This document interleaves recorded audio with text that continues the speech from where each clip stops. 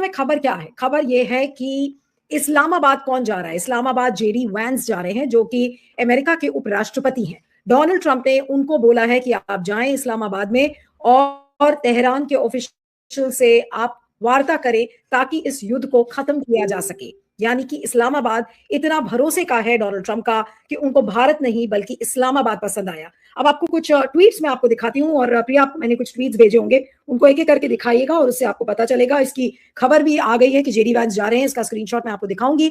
लेकिन ये पुराना जो शायद कल जयशंकर जब सर्वदलीय बैठक उन्होंने की थी तो उन्होंने क्या कहा था?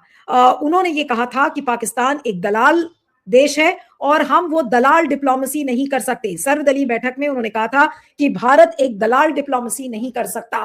तो एस जयशंकर चाहे जितना भी बोले कि वो दलाल डिप्लोमेसी नहीं करना चाहते, लेकिन अंत में डोनाल्ड ट्रंप का प्रेफरेंस इस्लामाबाद ही है और दलाल देश भारत नहीं है।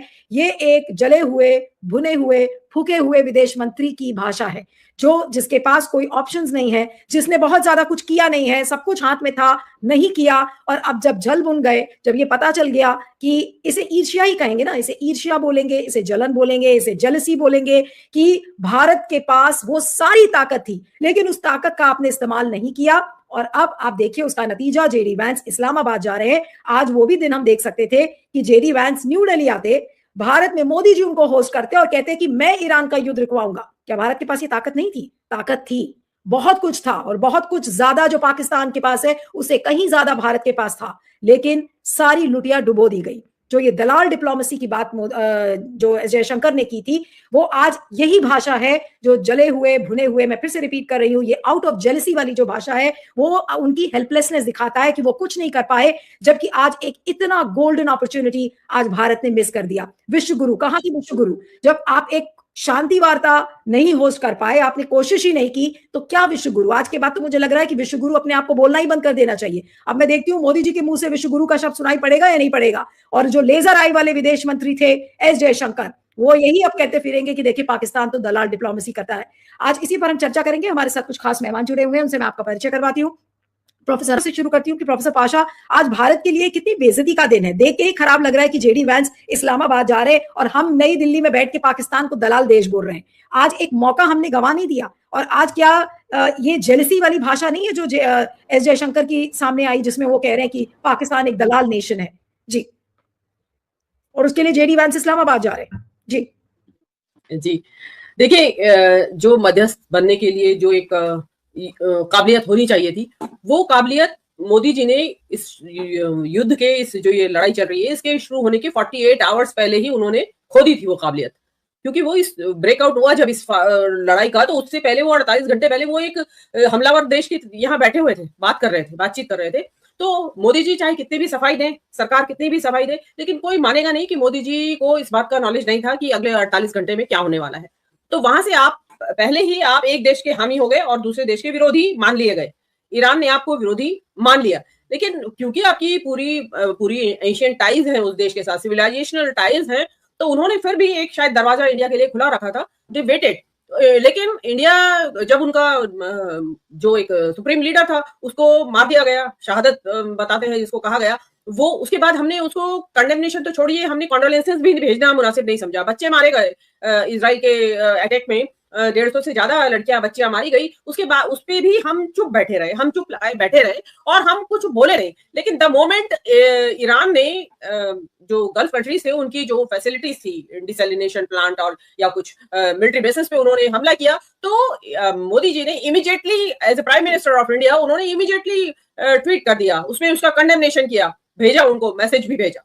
तो जो एक उससे आपको साफ पता चल रहा है कि आप इजराइल की तरफ से जो हत्याएं हुई है या जो हमले में जो लोग मारे गए हैं उनके बारे में तो आप चिंतित नहीं है ना, उनसे आपको कोई दर्द हुआ है। लेकिन अगर गल्फ कंट्रीज में या इजराइल के ऊपर कुछ आ जाती है तो आप उससे परेशान होते हैं। तो ऐसे देश को तो एक तो कॉमन सेंस की बात है नीलू, कि आप बन पाएंगे या नहीं बन पाएंगे। अब जो रही बात जयशंकर साहब ने जो कहा, जयशंकर साहब एक करियर डिप्लोमेट रहे हैं, उनकी तरफ से ये भाषा पता चलता है कि उनके मुंह में ये शब्द डाले गए हैं, या ये कहते हैं ना जैसी संगत में आप रहते हैं वैसे ही आपका तौर तरीका, आपका बिहेवियर बदल जाता है उस हिसाब से। तो आप ऐसी शब्दों का इस्तेमाल करने वालों की संगत में रहते हैं जिनको की सामने वाले के लिए बहुत गंदी, जैसे वो अपने देश के विपक्ष को ही देख लीजिए, किस किस तरह की भाषा का इस्तेमाल करते हैं, तो वो वहां पाकिस्तान तो उनका जानी दुश्मन से भी ज्यादा है, तो उसके लिए तो वो डेफिनेटली ये शब्द उन्होंने जो इस्तेमाल किए, उनको अगर कहा भी गया था, वो अपनी थोड़ा अकल लगा के तो थोड़ा सा तो एक उसको थोड़ा मॉडरेट भाषा उनको इस्तेमाल करनी चाहिए थी।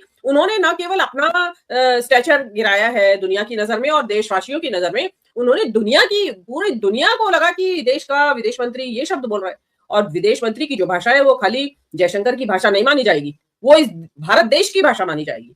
और भारत देश की भाषा तो शायद मुझे नहीं लगता है कि आज तक कभी डिप्लोमेटिक चैनल्स में मीडिएशन करने वाले देश को दलाल शब्द की उपमा दी गई है। जो आपने कहा कि he is green with envy, वो इतनी मतलब बर्दाश्त नहीं हो रही है ये कि क्यों, शायद टर्की अगर मीडिएशन में होता तो शायद इतनी परेशानी ना होती। जिस पाकिस्तान को आप कहते हैं कि ये तो चिल्ली भर है और दिन भर आप कहते हैं गाली की तरह इस्तेमाल करते हैं, भाई हम लोगों को कहते हैं आप पाकिस्तान चले जाइए अगर आलोचना करनी है भारत सरकार की, तो वो जो जिस शब्द को आप गाली की तरह इस्तेमाल करते हैं वो मीडिएशन कर रहा है, तो वो चीज इनको बर्दाश्त नहीं हो रही है। आप देखिए पाकिस्तान का वजह है बहुत सारी। नीलू जी आपने इस चीज को एक्नॉलेज किया और मैंने तो बार बार कहा है कि मैं इस युद्ध के बारे में मैंने आज से 12 दिन पहले कहा था कि पाकिस्तान मीडिएशन करेगा इसमें।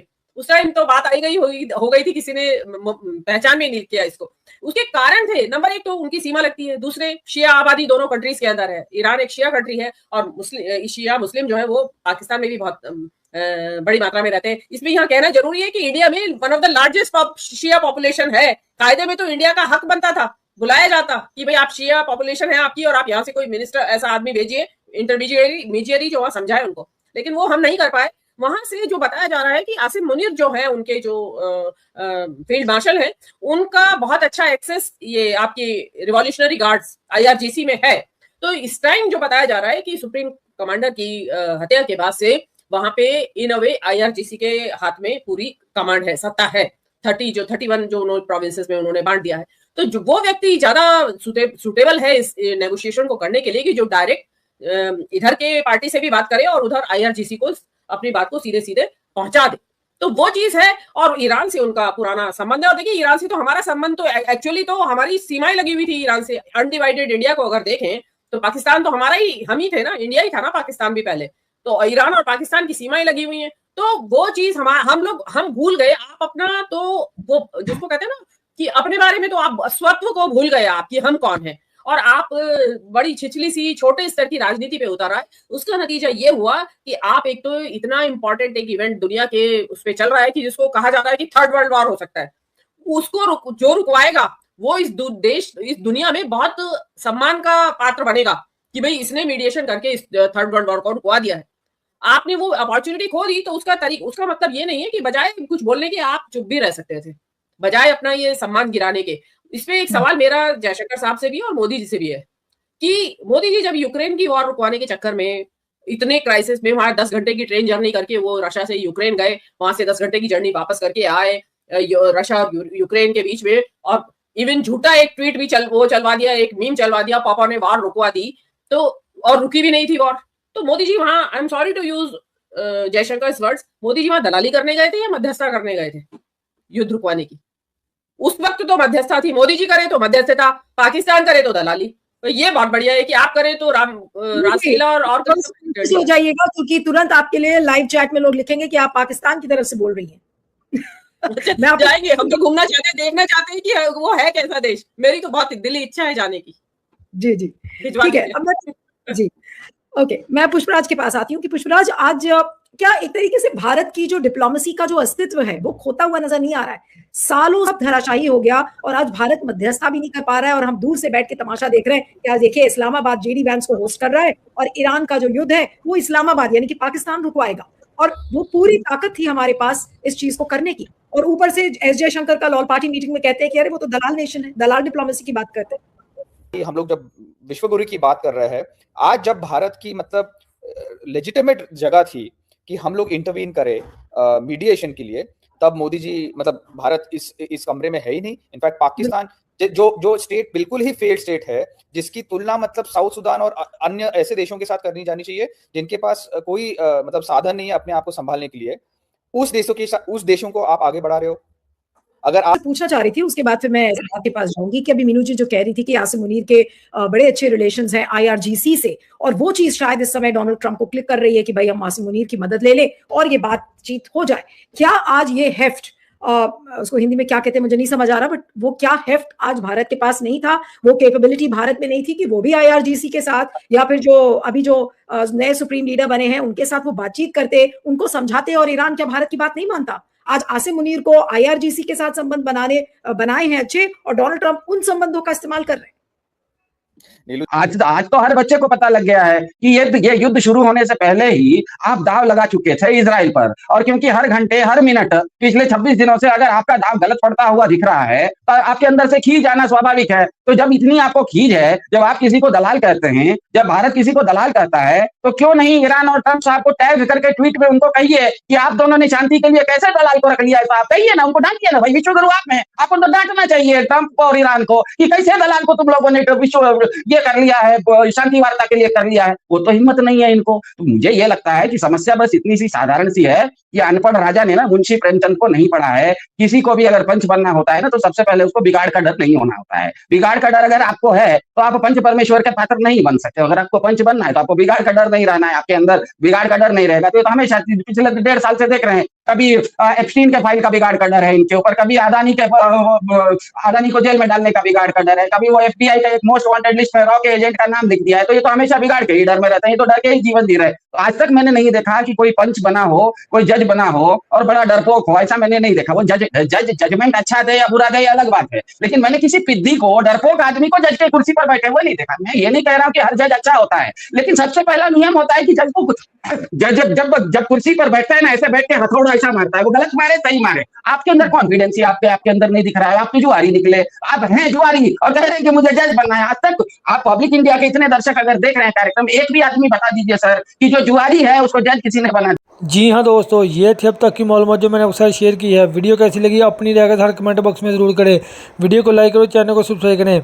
अगर आप भारतीय मीडिया का रिएक्शन देखना और सुनना पसंद करते हैं, चैनल को सब्सक्राइब करना मत भूलिएगा। हाजिर होते हैं एक नई वीडियो नई अपडेट के साथ। नेक्स्ट वीडियो दीजिए इजाज़त। अल्लाह हाफिज़।